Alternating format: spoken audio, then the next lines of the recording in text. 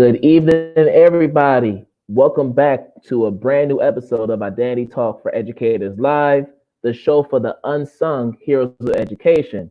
I'm your host, Kwame Sarfo-Mensah, and if this is your first time tuning in to the show, we welcome you and we hope that you come back to check out more incredible content from some of these educators. But for today's episode, we're going to talk about our black and brown boys. And there's been a lot of conversation around how to advocate for them, how to support them in the classroom and even outside the classroom and in the communities. And I have a brother, a good brother, who is an award winning educator. He is an ordained minister, he's an advocate, an activist out in the DMV area. And he's going to come in to share with us some of the organizations that he's involved in and organizing, and just some of the community work that he's doing to really advocate for our young black and brown boys. So, without further ado, I want to bring in the Reverend Brian Keith Harris to the show. How we doing, good brother? Hey, what's going on, brother man? How's it going? I'm doing well. How you doing? Doing great, brother. Doing great. All right. So before we get into the heart of the conversation, I want to give you a chance to just tell us a little bit about yourself and what brought you into the education field. Yeah, so first of all, brother, thank you so much for this opportunity. Thank you for doing this work of making sure that, educators have a platform to kind of share some of the work that they are doing in the community. I greatly appreciate that. I'm Brian Keith Harris II, in out in the DMV area. I'm the director of Outplacement and Graduate Support at the Bishop Walker School for Boys, which is a tuition-free Episcopal school for Black and Brown boys in Southeast Washington, D.C. I am the founder of Sons of Freedom Dance Institute, as well as the founder of Cultivating Young Kings. And I am just here on this earth to make sure that our young kings know that they are young kings and know that they can accomplish anything that they put their minds to doing. My experiences in education, I can remember from way back. I Ever since I was a young kid, I was always teaching somebody something. um, so it didn't really matter what it was. I was always teaching something, and that just kind of catapulted me into, making it my actual profession. Went to college, got a degree in journalism, and then quickly knew that I needed to go to seminary. And it was in seminary that I solidified the idea and concept that I wanted to become an educator, to really make sure that young men and children of color had an opportunity to know that they were great, that they were loved, that they were valued, that they could be successful in life. Well, awesome. So you have a bunch of organizations and you're doing a lot of work in each of these organizations. Yeah, So yeah. I want to just give you an opportunity to just share a little bit about each organization you operate and just go in depth with the work that you're doing within each one. Sure, man, sure. So, the very first organization is what I call my baby, which is Sons of Freedom Dance Institute. Sons of Freedom Dance Institute has been existing at this time for 13 years. So 13 years ago, let me back up. So I've always been a kid who loved the arts. And at an early age, my parents put me in dance classes. And so I always had a love and a passion for the arts. And as I grew up, I noticed that there were not a lot of young men, obviously, in my dance classes. And so I also realized quickly that there was a stigma that was attached to young men and dance and movement and all of those pieces. And so I really made the decision 13 years ago, made the decision to start an organization, a dance company where boys, one, could feel at home and they could feel comfortable in expressing and sharing their passion and love for dance and movement. And so that really was the impetus for me starting Sons of Freedom Dance Institute. At the time when I started, I did not have a name for the company at all. I just knew that I wanted to start an all boys dance company, right? And I had a parent I was teaching at a school, teaching dance at a school, and I had a parent that I would talk to every morning. I would greet her every morning, her and her son, and she and I began to talk. And she said, what are some of your dreams outside of, the school? So I said, hey, like, I want to start a dance company for our boys. And she said, well, what's the name of the company? And I said, I have no clue. And probably about 2 weeks went by, and she came one morning running to me and she said, I have a name for your dance company. You should call it Sons of Freedom. And so I cannot take credit for the name. The name was given to me by a young lady named Tiffany Lizama. So shout out to Tiffany if she's watching. But so Sons of Freedom Dance Institute began, on that day. That was the birth of Sons of Freedom Dance Institute. And we started off with a summer program for boys of color, where we, taught them, dance technique and training. And then at the end of the summer, they had an opportunity to perform what they learned. And over the years, the company has evolved to becoming so much more. And I say so much more because the boys were evolving and they were growing and developing. And I was able to kind of see some of the things that I felt the young men needed that perhaps they weren't being taught at school. And so that is, giving them an opportunity and a platform to talk about, the things that they were facing in our world, in our country, their thoughts about the things that were happening in our world, giving them information about history and culture, Black history and culture. And so as we began to kind of talk about those things, the dance company then took on a new form. And so we began to create dance pieces that definitely talked about and shared the stories of Black and brown boys through movement. And so Sons of Freedom evolved from being just an opportunity for boys to learn dance technique, just an opportunity for boys to exist among a brotherhood, and then evolved to being, a piece of activism, arts activism, if you will, where we in some sort of way were communicating what boys were experiencing, what Black and brown boys were facing, and we did it all through the lenses of the arts. Last year was one of the most pivotal years in Sons of Freedom. And I love talking about it because last year was the year that my first group of young men, I started off with about 8 third grade boys. And my first group of young men graduated from high school last year. And they were in the Wow. company for all those years. Yeah, man. And so that just touched my Wow. heart. One of them has and is wonderful dancer, went on to high school to Duke Ellington Performing Arts School here in DC, and is now at the University of Las Vegas, full dance scholarship, and many others are doing things in the arts as well. And so that really kind of spoke volumes to me, right? And it spoke volumes because these young men really took all of the lessons that they learned in Sons of Freedom, not just the dance technique, right? Not just the training, but they took all the things that they learned in Sons of Freedom. And I hear many of them, having conversations with many of them saying, hey, Sons of Freedom changed my life, or Sons of Freedom helped me to become more disciplined, or Sons of Freedom helped me to know how to interact with other young men. And so Sons of Freedom is, fully functioning as that kind of organization that's more than just teaching dance training and technique, but really about the business of nurturing character development, increasing social awareness, and creating a spiritual foundation for boys of color through, classical and contemporary forms of dance and movement. And I agree with everything you said. But I have a Yeah, question for you, and I want to get your yeah, take on this. yeah. Why is it that in so many school districts, the arts are among the first programs to get Be cut? cut. Yeah, yeah, Why is that yeah, the case when it benefits so many people, not just boys of color, but yeah. everybody? Yeah, yeah.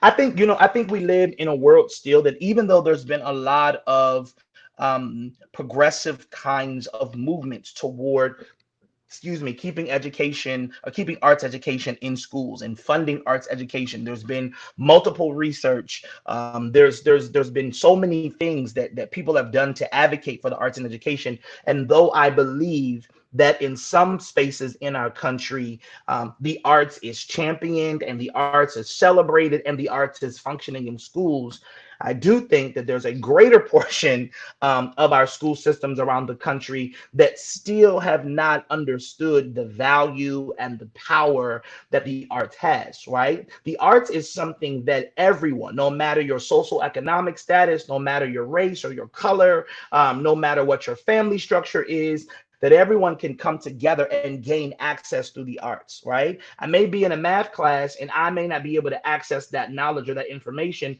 based Mhm. upon the teacher I had the year before, right? Like I may not have received some skills. And so I may be struggling a little bit more to get these skills, which is not the same as someone who's sitting next to me.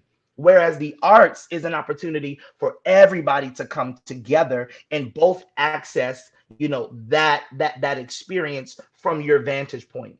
So I think in a real sense, what is happening is that many of our school districts around the country still have not really clued into the idea that the arts has impact and that the arts actually can inform academic achievement, right? The arts can be a way to help our students to achieve academically.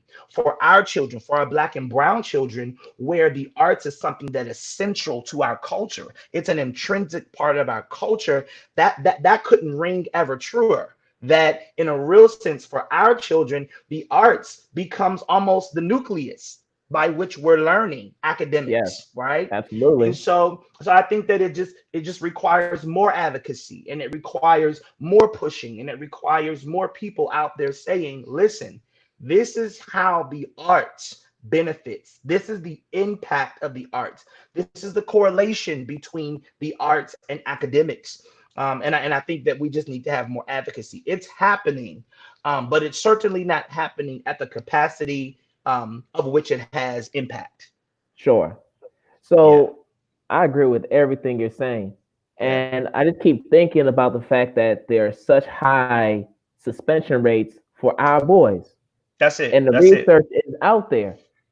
And That's it. sometimes, and the research will tell you this as well, those outlets, those creative outlets, such as the creative art programs, whether it's drawing, whether it's theater, whether it's drama, whether it's dance, those are the programs that help with behavior.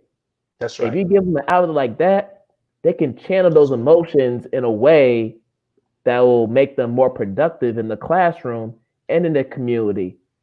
That's right. So that's why I'm always boggled by the fact that they're among the first programs to get cut.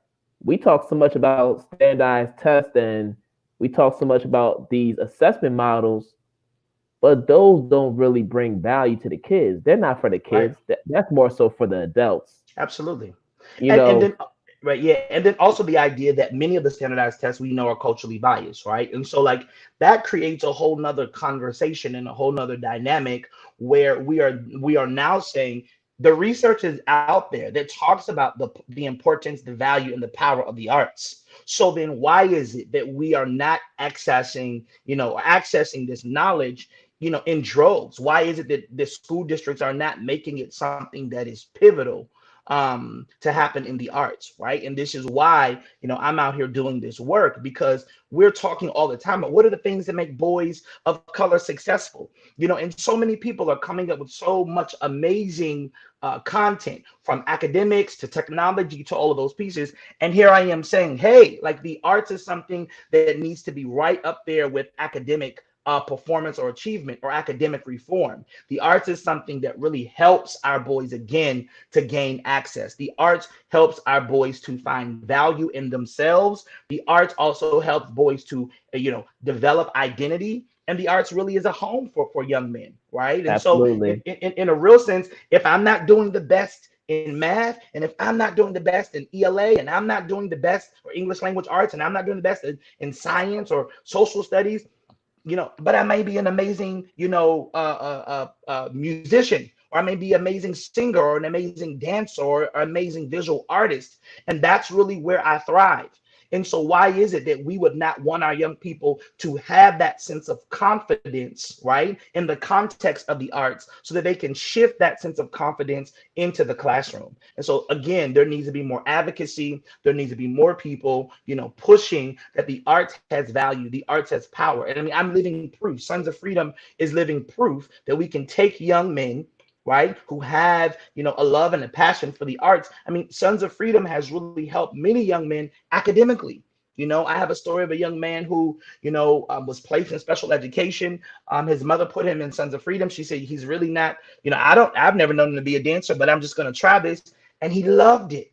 And he loved it so much that that had an impact on his educational development and journey, to the point where he was able to, kind of place or test out of special education, right? And I just saw him recently, maybe like 2 years ago, and he's a 10th grade student, and it was a beauty. It was beautiful to see this young man who, again, through the power of the arts, was able to become academically successful.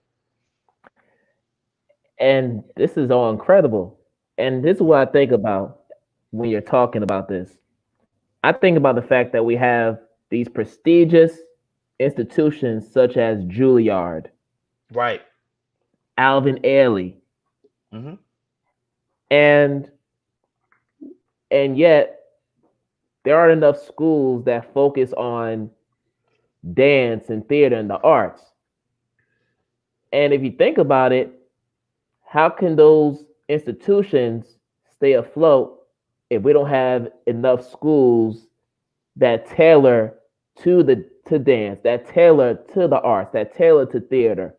How do Right. they get Right. that formal training Right. within that academic setting? Unless Right. they go to a nonprofit or a program just like yours, they're not going to get Right. that access. Right, right, right. I mean, that's so true. And so that's why it's important, because many families don't have the financial means to pay for private classes, right? And so, Exactly. you can access the arts and develop these wonderful skills and techniques in a public school setting, right? Where it's free. Which is why, Duke Ellington Performing Arts School here in Washington, D.C. has been such a staple, arts institution or arts high school in the DC area, for that very reason. They are still doing the work of producing amazing artists.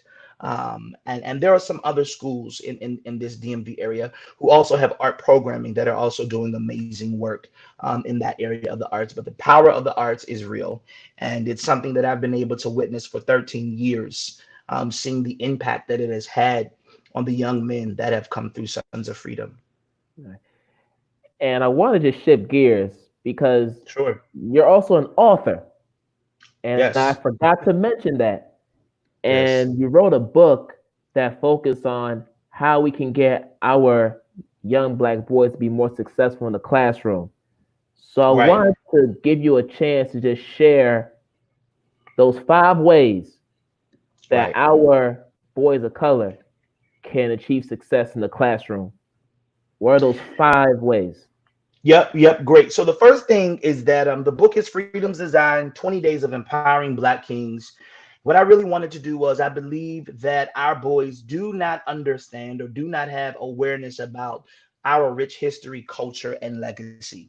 And I wanted to find an opportunity for them to learn some pieces, some powerful pieces of our history, and also give them a platform to discuss their thoughts and feelings about the injustices that have occurred and apparently are still occurring in our world and in our society today. And so it's 20 poems, and it is 20 days.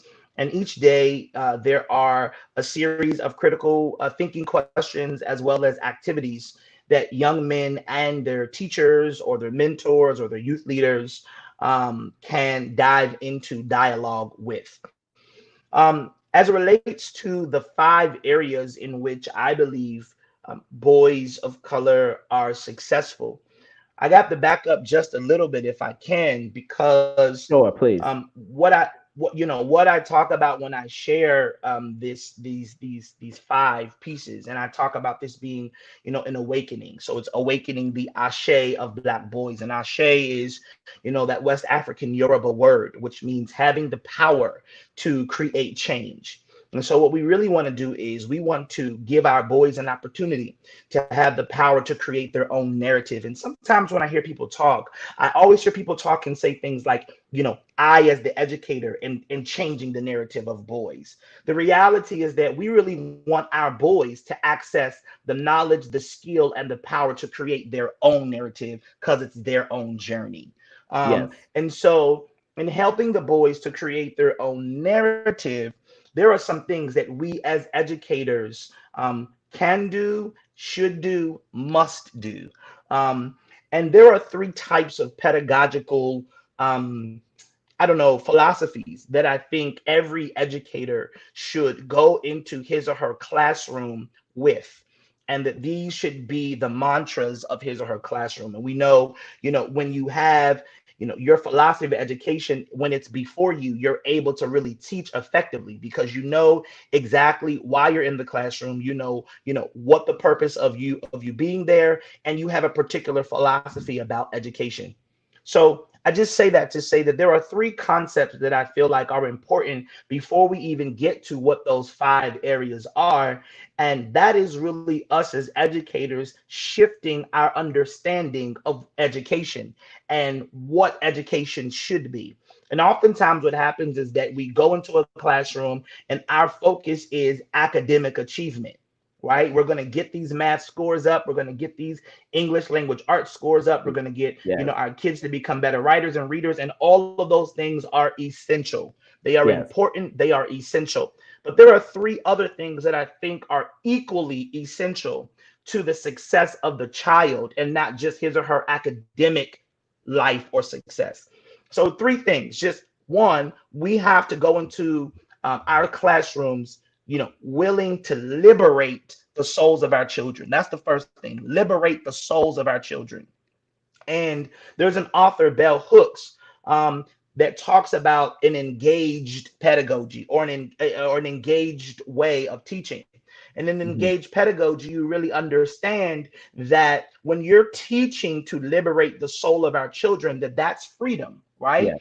And we understand like the soul is, at the core of who all of us are is our history, our identity, our values, our family traditions. Those are the things that make up the soul of who we are. Right. And in a real sense, many of our boys, their soul is broken.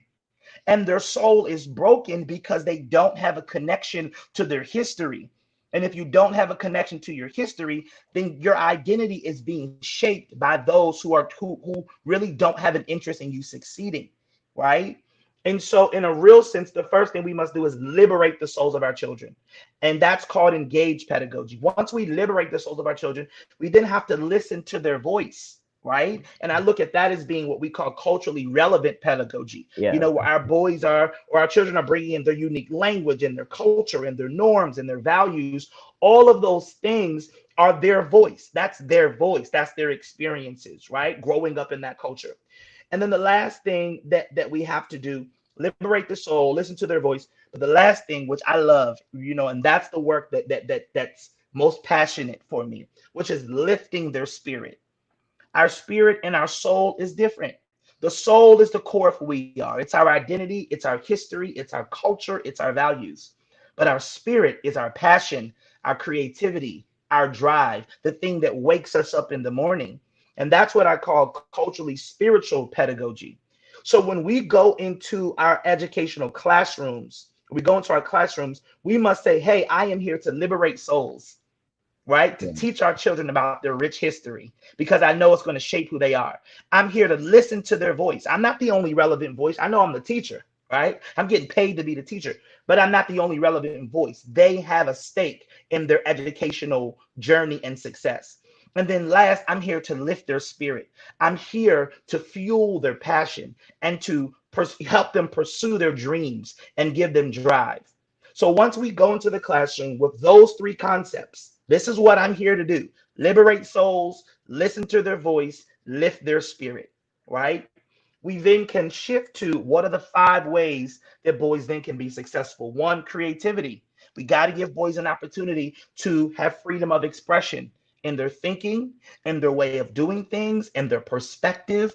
All of those things are housed in creativity. Cultural legacy. I just said it. Teaching history in a way that it shapes identity. The other piece is character, teaching our boys character so that they can not just teaching them character. So we sometimes teach these life skills and then get Hmm. upset when boys don't follow them, not Sure. realizing you got to teach them and give them opportunities to practice Yes. character, Application. right? Yeah. Application. It's the application and practical piece. So creativity, cultural legacy, character, compassion. And this is the part where we understand that our kids have come to us with a load of trauma, and they may not have family trauma. I mean, they probably do, but they may not have a lot of family trauma. But a black and brown boy right now has a lot of cultural trauma, a lot of generational trauma, a lot of Yes. trauma from the media, right? Like we Yes. have a lot, we're seeing black and brown bodies who look like us being killed every single day, you know. And so they're coming to the classroom with all of these things that they're grappling with. So we as educators must have compassion. And the way that we have compassion is understanding that when our boys act out, or when our boys demonstrate behavior that may not be the most successful or the most positive behaviors, we have to understand before we're quick to discipline them. We have to Right. understand the origin of their behavior. So that's having a level of compassion, right? That helps them be successful. When they know that you're there to care about what they're experiencing, that helps them be successful. And then I think then the last piece, collaboration, right? And Mm-hmm. I said this before. We have to understand that you created a lesson plan. Good job, right? But the reality is that our children should lead instruction, and our children should be co-collaborators or co-lesson planners, right? And as Yes. we're creating these lessons, and as we are teaching this content and these skills and these standards, all are fine, but we must bring our children's voices into the conversation so that our children, our boys, are a part. When boys feel like they're a part of something, they're going to really push forward, right?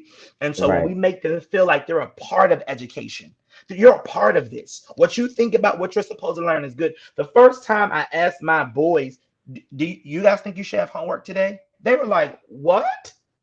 They didn't know what to do. So some were like, yeah, we should have homework, right? Mm-hmm. And then others was like, no, like we don't want to have, But the point is that I included their voice into the conversation. Is homework going to help you, or is it just going to be something you're going to do, right? And so again, creativity, cultural legacy, character, compassion, collaboration. Those are the 5 pieces. But I think essentially you're trying to build agency within your kids. That's right. And That's and I right. want and I want to talk about collaboration for a second because there's been a lot of talk about collaboration in recent Yeah. weeks, in the aftermath of all these tragedies that we're talking about, whether it's George Floyd, whether it's Breonna Taylor, Ahmaud Arbery, or even going back even further to Amadou Diallo, Sean Bell. I could Yeah. go on and on. Yeah. But in order for us to liberate the souls of our children, it can't just be the job of us as Black educators. And that's been the That's it. case for many years.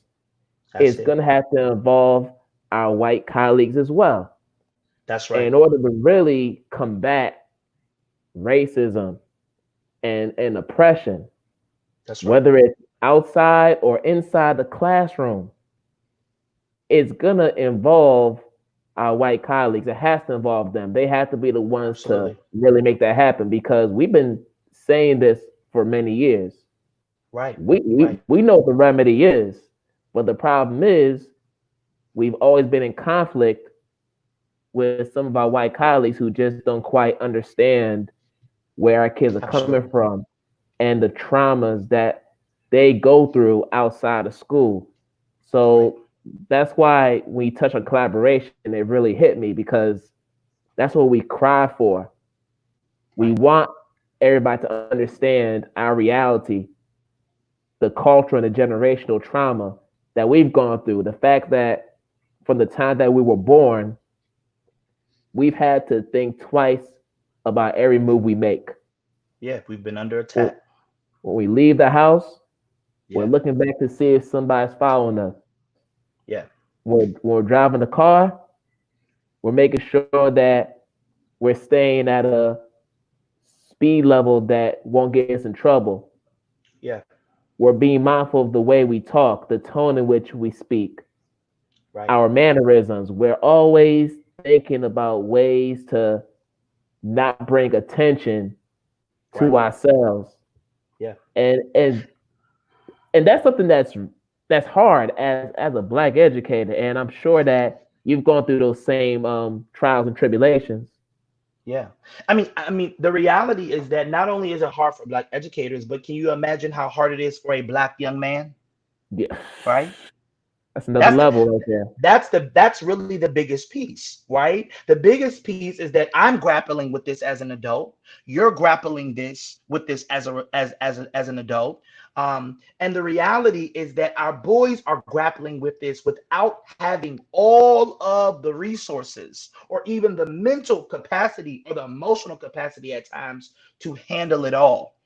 And so, to our colleagues who don't understand and who, in a real sense, are struggling to figure out why things like liberating the soul, listening to the voice, lifting their spirit, why are those things important? It's important because when our children come to the classroom, they're not just coming to the classroom just with themselves.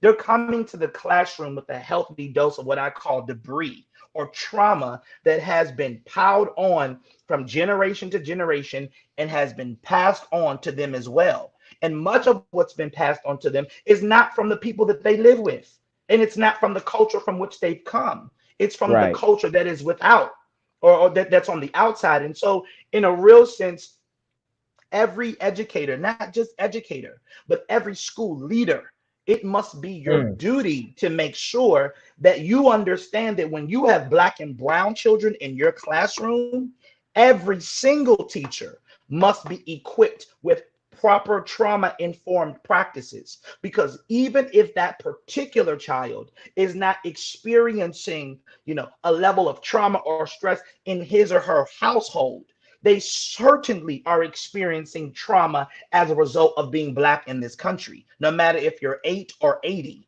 And so, as a school leader, as an educator who is not, African American or Black, a non, Black educator or school leader, you must, in some sort of way, understand the value and the importance of making sure that our children's voices are added to the conversation, because they're already coming to the classroom with the understanding that their voice is not important, that their voice is not valued. And they're getting that from what they're seeing in the media, they're getting that from what they're experiencing in society.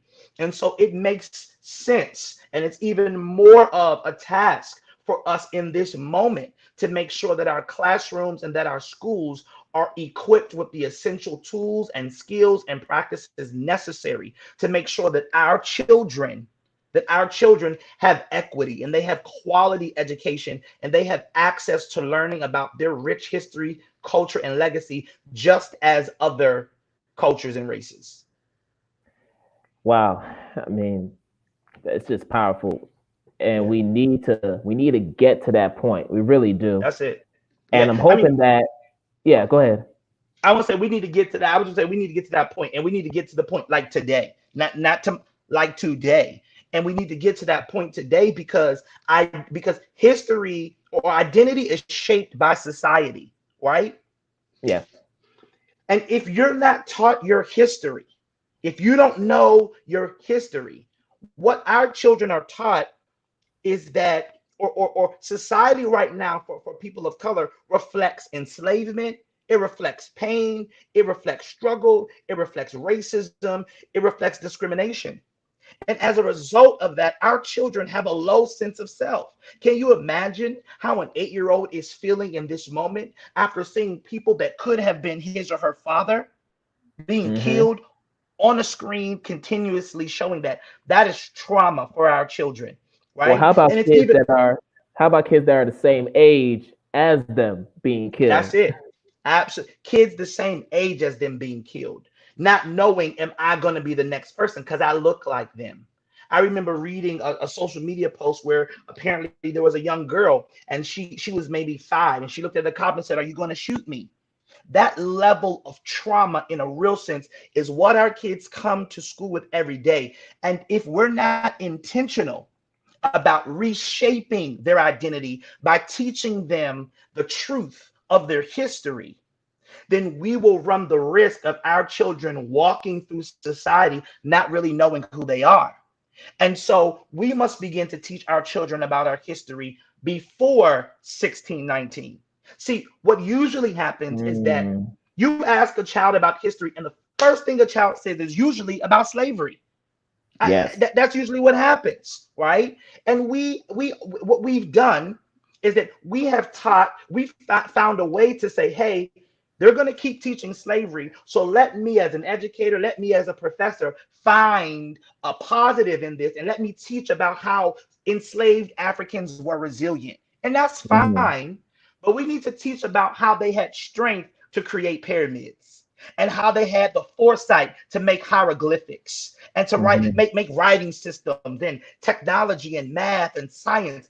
Those are the kinds of things that give our children the identity, they give them the confidence, awareness, and pride that they need, so that when they encounter the racism, the Yes. enslavement, the pain, the struggle, they in some sort of way know that they're a part of that, but they also know, but my people created pyramids. And Hmm. because of that, I'm awesome. And there's Yeah. nothing you can say that can deter me from that. But what's happening is that because we're not teaching our children their rich history and culture, this our society is teaching them who they are. Yes. It's teaching them who they are. I mean, you hit the nail right off the coffin. You hit it right Yeah. there. Yeah. Now we had a question from our viewing audience, and I think it's a great one. I think we can end with this question, Okay. and it's from Class Disruption. So that's our good friend Stephanie, regular viewer of the Yeah. show. Okay. Okay. How can we balance the recognition of trauma with the maintenance of high expectations in the classroom? And this is something that usually It's good. comes into conflict with each other. So what's Mhm. your take on that? Yep. So shout out to Sister Stephanie. Thank you for that question. So I think a variety of things, right? I think one of the very first ways that we can balance the expectations in the classroom while also understanding trauma um, is some simple things, right? And some of the simple things are things like when your students come into your classroom every day, having something simple like a mindful minute where everyone comes, they do a couple of deep breaths, or maybe something simple throughout the day. You're asking your children, you're checking in with your children. How are you feeling? What are you experiencing? What ends up happening oftentimes is that we just start teaching. We just start teaching. Here's a perfect example. I taught at a school. I piloted a program at a DC public school, and I was frustrated every day when this Mhm. particular fourth grade class would come to my classroom. They were loud. They were not in a line. I was frustrated. And every day they would come in, and it would take 10, 15 minutes for me to get everybody focused. And I Sure. realized something. I realized something. First of all, I have allowed my frustration to be inflicted on them, which is continuing, their behavior. But Hmm. secondly, I'm not in tune to what they're experiencing, which is I just came from recess and I just was running around. Now you want me to sit down and you're going to teach me something about, so I have to write something? Slow down. I only brought that up to say when I started that class off with a mindful minute, giving kids an opportunity to breathe, I would turn the lights out. I would play music as they came in. That set the atmosphere, and that literally helped their body to physically calm down. As a result of just that minute, I was then able to teach a full lesson. And so it's important that we, during those transition times in our classrooms, when our children are transitioning to or from, that's a perfect opportunity to check in with your children. Every Hmm. day that your children come to your classroom, a mindfulness exercise is creating an intention. I would do this all the time. We would start the day. Today, Mr. Harris's intention is to have peace. So that means Hmm. even when you try to interrupt my peace, I'm good. My intention is peace. And as I'm breathing and as I'm thinking, I'm thinking about peace. So then I encourage our boys to also have those intentions, and we wrote their names and what their intention was on the board. So all throughout the day, as I'm teaching content, they're able to clue into what their intention is.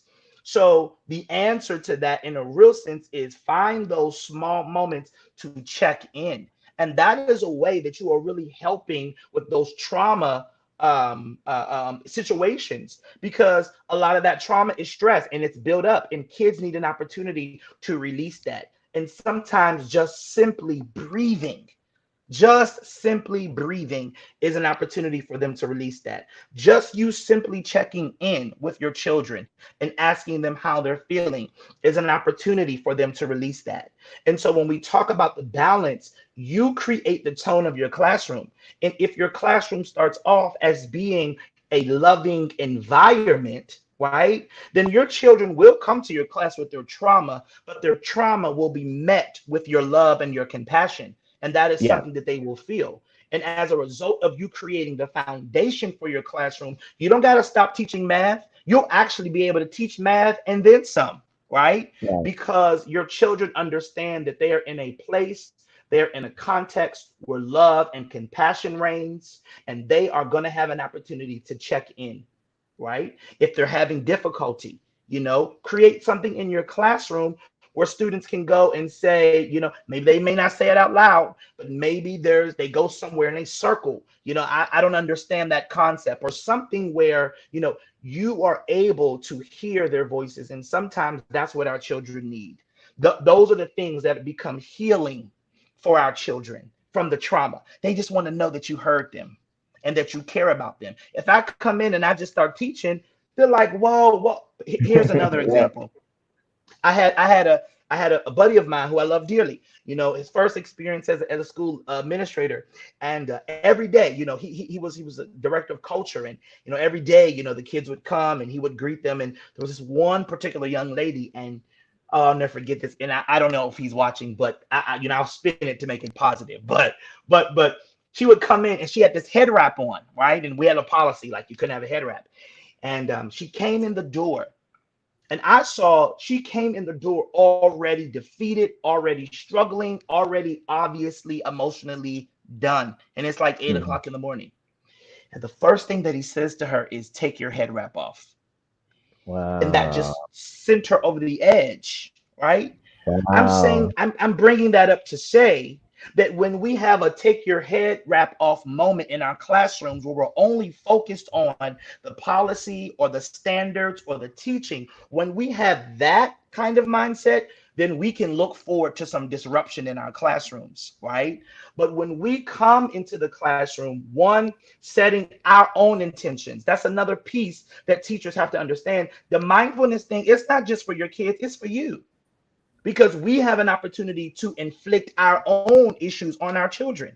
Because I haven't Mm, checked in somebody as I was driving to work, I dropped my coffee, somebody cut me off, and I'm experiencing some feelings behind that. And then I get to my classroom and now I'm frustrated with my students, right? So that moment right. of checking in is not just for your students, it's for everybody. Everybody in the classroom needs to check in. So that is how I believe that we can balance the academic expectations with understanding how to be informed about the trauma and stressors that our children are experiencing.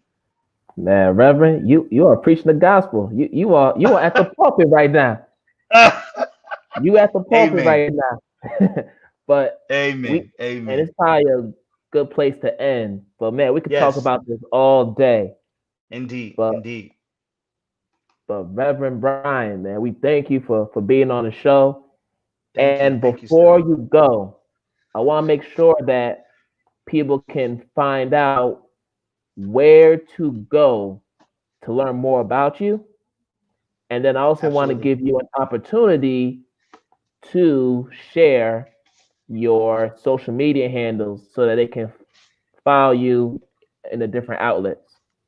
Sure, sure. So my website has, all the information. It's very simple. It's just www.briankeithharris.com. I'll say it again, www.briankeithharris.com. And then all of my social media platforms, Facebook, Twitter, and Instagram are all Brian Keith Harris. When you go to my website, if you're interested in purchasing Freedom's Design 20 Days of Empowering Black Kings, you can purchase it via the website. You'll be directed to Amazon. But here's a cool perk. If you purchase it through reaching out to me, I will send you a personalized copy of the book. And a lot of times, our young kings love to have somebody writing a message to them directly. So again, you can purchase the book via Amazon for sure. But if you're interested in having a signed copy of your book, you can just reach out to me on any of those social media platforms, and we'll get you right, get your book out to you, and make sure that it's signed to your young king or to whomever you're sharing the book with. Man, well, thank you so much, Reverend. And we hope that you Thank can you, come sir. back with Thank this you, sir. energy soon. This was just an awesome conversation, and I Indeed. felt the spirit. I received the word today. I Yes, felt like, sir. Yes, sir. yeah, Ashe. man. Ashe, Ashe. Feel like we're Ashe. doing 2 days in a row of church. You know what I mean? So Yes. I definitely Ashe. felt it. Thank you so much. Yeah, thank you so much So, for the opportunity, brother. I really appreciate it. Thank you so much. yes, and we're gonna have to follow up real soon because this was very Sure. essential. We might have to do a part two because there are so many That's fine. things that we didn't get through, but this was great. All right. Absolutely. Thank you so much, brother. All right. Uh, Take care. All right, you too. So, people, the Reverend gave a good word today about how we need to support and advocate for our boys of color in these schools and in the communities. So, we hope that he comes back soon to give us some more word on what to do. But before we sign off, I do want to make a few announcements. So, the first announcement I want to make is about the summer camp that we're organizing for our children this summer. And it's basically going to be a summer bridge camp that's going to focus on the content areas of literacy and math. And we're going to be doing it through a culturally infused context. So, on the literacy side, the children will be reading literature focused on civic issues such as police brutality, the relationship between police officers and communities of color, and they'll be doing some culminating projects at the end of the sessions. And on the math side, we're going to go deep into the roots of math and talk about the origins of ancient Kemet and why all these different fields that we're learning in math come from that source and how they came to be. So, if this is something that your child will be interested in, you could definitely go to the Nylinka website, which is Nylinka, NYLINKA.org, and you'll get more information about the program and the different offerings we have through it. And this will be a 2 week session, and this will be happening throughout the summer. So the first session actually started today, and that will run through June 26th. But we'll have 3 more consecutive 2 week sessions. So if you're interested in signing up and learning more about it, make sure you go to the website nylinka.org. And for the last announcement, it's for anybody that wants to be a guest on the show. If you're interested in being on the show to share your story, you can email me at identitytalk4educators@gmail.com. And we're not just looking for the traditional educator in the classroom. We're looking for those people in the community who are advocates, who are activists, who are doing transformative things to uplift others within their community. If you're somebody that fits that bill, we want you to be on the show to share your story, and we want to put that spotlight on you. So make sure you email me at identitytalk4educators@gmail.com. And then finally, I've had a lot of people tell me that they want to follow me on social media and keep in touch with what I'm doing. So for those that are on social media and you want to continue to follow me, you can see me on Facebook, Instagram, Twitter, YouTube. I'm pretty much everywhere. And these are my handles. So on Facebook, you can go to the business website or page, Identity Talk Consultant LLC, On Instagram, you can find me as Quam_the_identity shaper. On Twitter, you can find me as Identity Shaper. And on YouTube, you could just simply type my name, Kwame Sarfo-Mensah, and you'll come across all the episodes of Identity Talk for Educators Live in that channel, in addition to some other additional material for educators and students. And that's about it for tonight. And make sure you tune in this Thursday for another brand new episode of Identity Talk for Educators Live. I'm your host, Kwame Sarfo-Mensah, and I wish you a good morning, good afternoon, and a good night wherever you are in the world. We're going to do this again very soon. All right, enjoy your night, everybody.